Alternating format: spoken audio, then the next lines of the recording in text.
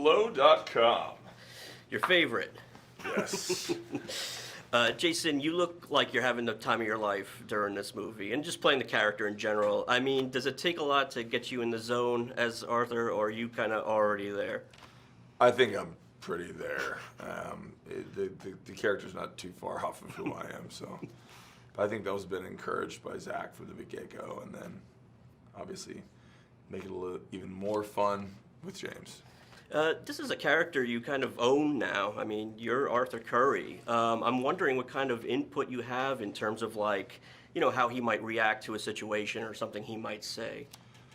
I mean, pretty much have all the say. If there's something that doesn't resonate with the character, I definitely speak up about it. But, you know, it's really just between me and James, right? And we definitely agree, and sometimes we disagree, and then you just do it a couple different ways, right? I mean, this has been about a 3-year journey just with Aquaman, the film alone. What has that been like? 5-year journey. 5, yeah. I mean, how has it kind of fluctuated? How has it changed for you? It's gonna change big time once the audience is seeing this, but right now, nothing's changed yet. But I have a feeling when this comes out, it's gonna be different.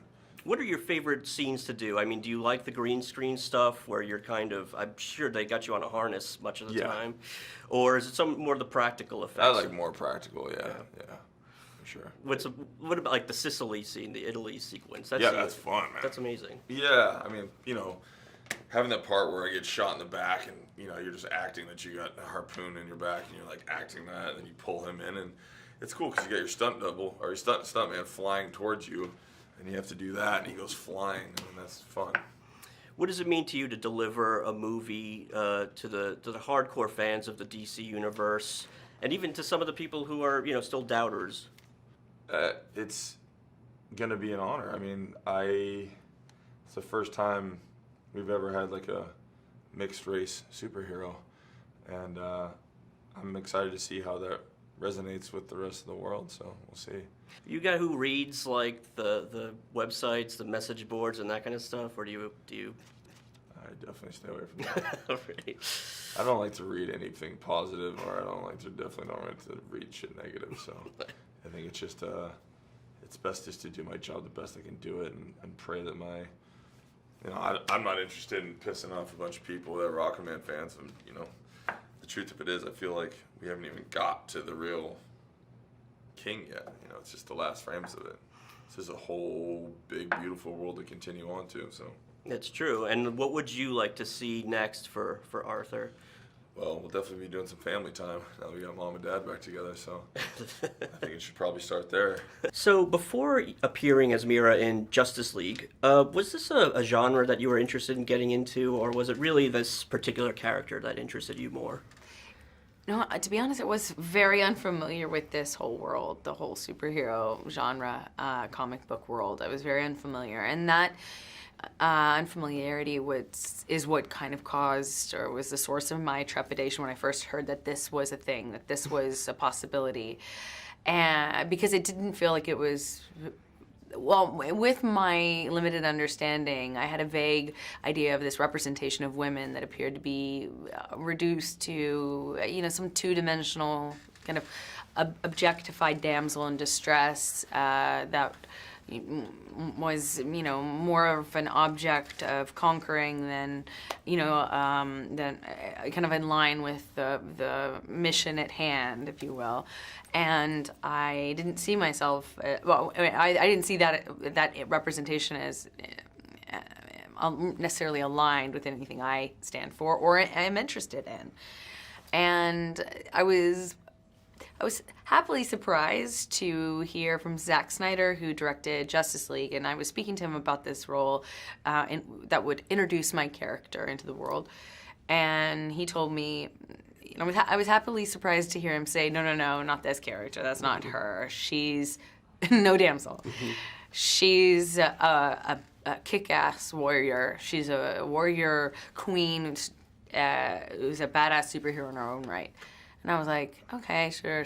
So I read the comic book, and I was blown away. I was so happy to learn right out of the gate that this was true, that he lived up to his word. You know, she has saved the town. In the first scene I read in the comic book, she saves this town, and the townspeople are picking themselves up off the ground, and one mistakenly refers to her as Aqua Woman, and she stops them and says, no, I have a name. I have my own name, and it's Mera. I was like, yeah, I like this woman. That's my kind of woman.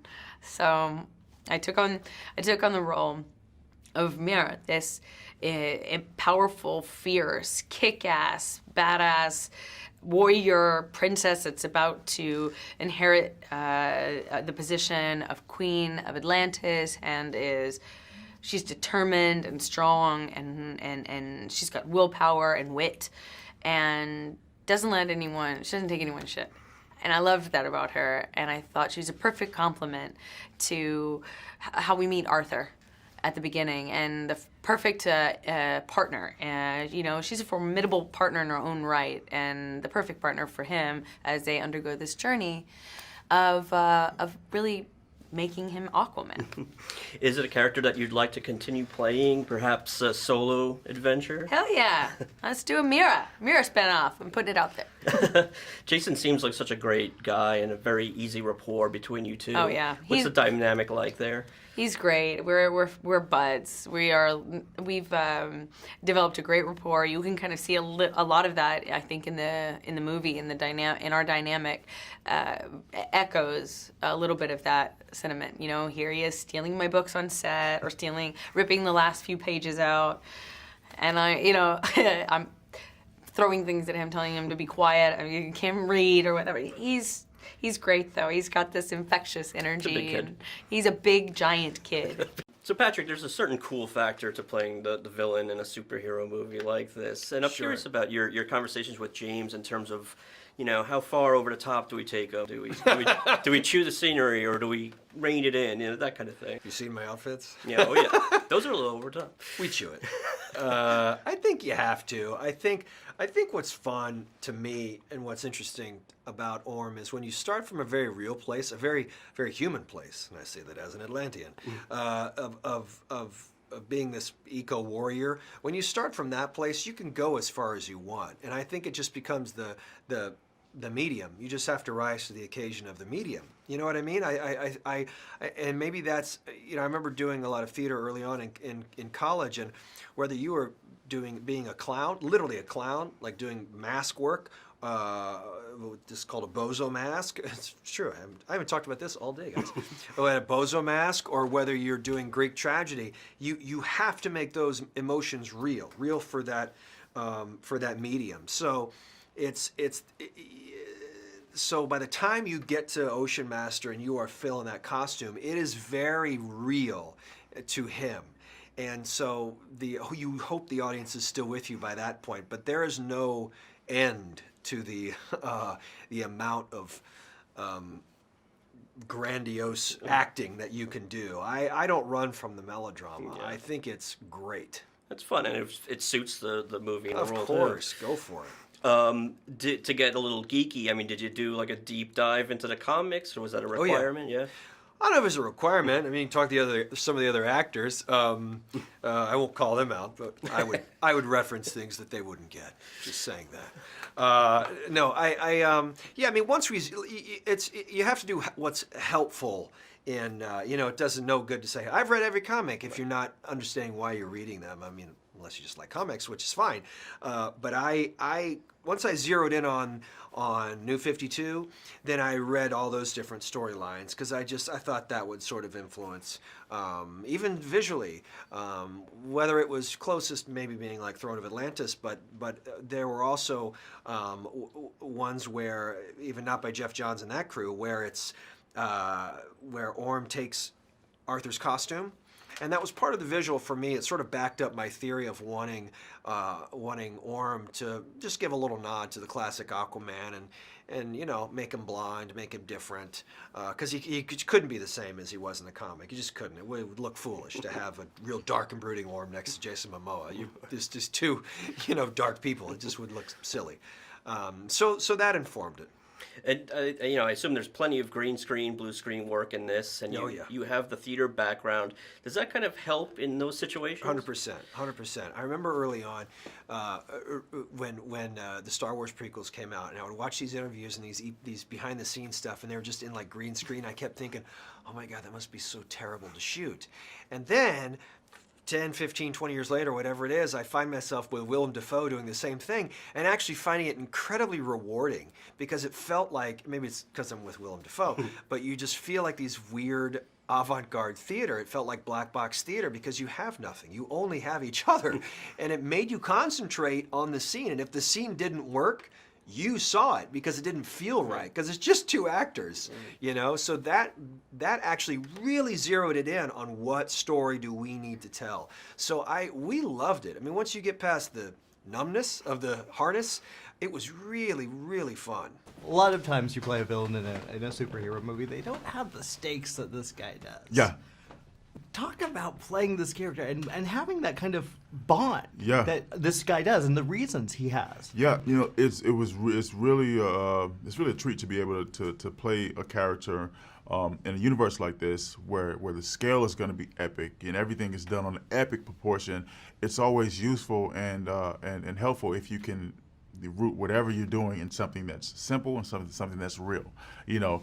And it's really a gift that that the writers have given this character because you make your goal something simple and something specific, and you know what it is, and then I can do anything I want to do from there because it's all rooted in something that's truthful and something that's relatable to the viewers and to the audience as well. And I think when you have that, that's a really good formula for a guy like Black Manta and making him likable and understandable. Yeah, exactly. Yeah. Now, did you know a lot about this character beforehand, before you got the role? Nah, man, I didn't know anything about comics. I didn't know anything about Black Manta or anything like that at all. And then I got the job and I went online and I saw what people were saying. I said, oh, people really like this guy. They really like this character. So I had to say, okay, well, why? Why is that? So I started to ask questions and I started to go into the comic books and read the comics and things like that. And I said, oh, okay, I understand. I understand what the appeal is. What was the thing you most connected to for you as an actor? What did you connect to in the history of the In the comics? history, all of his origin stories, each one of his, there's a couple different ones out there, but each of them were real and they were grounded in something that I could relate to, something that was emotional, and that's really all that you need to carry it forward. I think he has, excellent sources for ambition. Each of his origin stories. Now that scene, the scene where you guys are chasing Amber and Jason. Oh yeah. How talk about creating that scene? How was that to do? It looks amazing on set. This is a lot of fun. Oh my God. It was really, that scene was the thing that I talked about when I sat down with James and in my audition. We had a meeting and I said, man, I want to run through walls. I want to break things. I want to make a big mess. I want to have things explode. I want to feel like I'm indestructible. Feel like I'm a big kid and just make a big mess and make a big wreck. And then we got to go to the villa and make it happen. And so that was really, really one of those moments where you speak something and then it happens and it's kind of all of a sudden the dream comes true. Speaking of James, Yeah.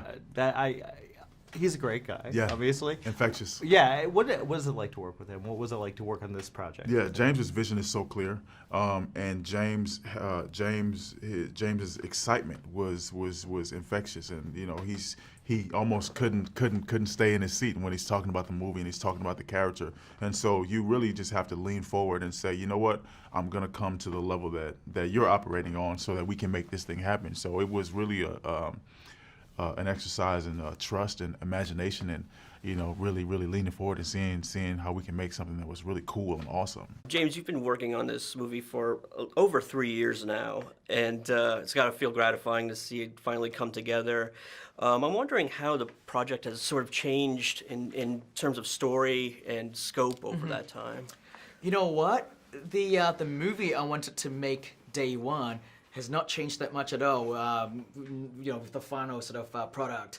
I went into it with a very strong vision, you know, about the film I wanted to make, and I stayed pretty true to it. And actually, I've had my, you know, my editors and my cast and my visual effects team and all that. You know, when we just wrapped up the movie just quite recently, they said this movie is pretty much the movie that I pitched to them since day one. So, you know, I'm very grateful that I didn't have to unravel too much any of the film at all, really. Yeah, I mean, you've worked with visual effects before, but I don't probably not on this scale, right? Not to this crazy level, yes. Yeah, and everything is impressive, but I think, you know, the most impressive thing is setting it underwater, like at least half the movie, and making it look clear and not murky. I mean, were you worried about that going in a little bit? Yeah, I mean, like, you know, going to this, people are like, oh, you gotta have to make it look more realistic underwater. I'm like, if I make it realistic, like what it will look like if we actually shot it underwater, you wouldn't see anything at all, and it would be like murky and depressing. And so, you know, I went into this. You know, there were two sources of inspiration that I pulled from. One, obviously, was from the comic books.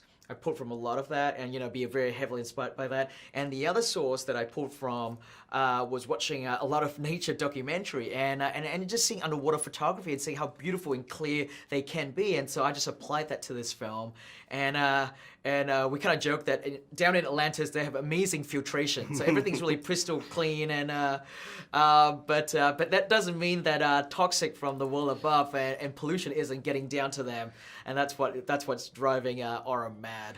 Yeah, absolutely. Yeah. You know, these comic book movies and superhero movies, there's always a lot of passionate fans and heated debate. It seems even more so with the DC movies. Does that level of sort of anticipation add any, you know, an extra layer of importance for you when you're making this to make sure the fans are pleased with it? Yeah, no, for sure. You know, fans are very passionate about these films and these projects that they kind of grew up with, and so I totally get that and I respect that because I'm a fan myself, and I try and stay as true to the source material, at least in spirit, as much as I can. I love that there's a pretty flat-out horror movie sequence in this. We won't spoil yet, but it's pretty amazing. Did it feel good to kind of return to your roots there a little bit and scare the crap out of people? It's good in the respect that I wanted the movie to have different sort of flavor to it, to have different textures, so it's not all just sort of one look necessarily. You know, like if everything was one look, the whole movie would be so blue, right? And the great thing about it being a quest movie is we get to sort of explore sort of different, you know, different realms and sort of different aesthetic. And yes, one of the realms that we visit has a darker, scary aesthetic, and yes, that was fun to do.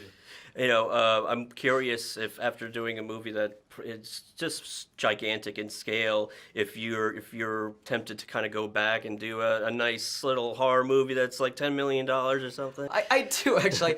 I'm always when I'm making my low budget film, I'm always kind of dreaming about, oh, wouldn't it be great to make a big action movie? And then when I'm making my big action movie, I'm like, oh god, I want to go back to do my small little films.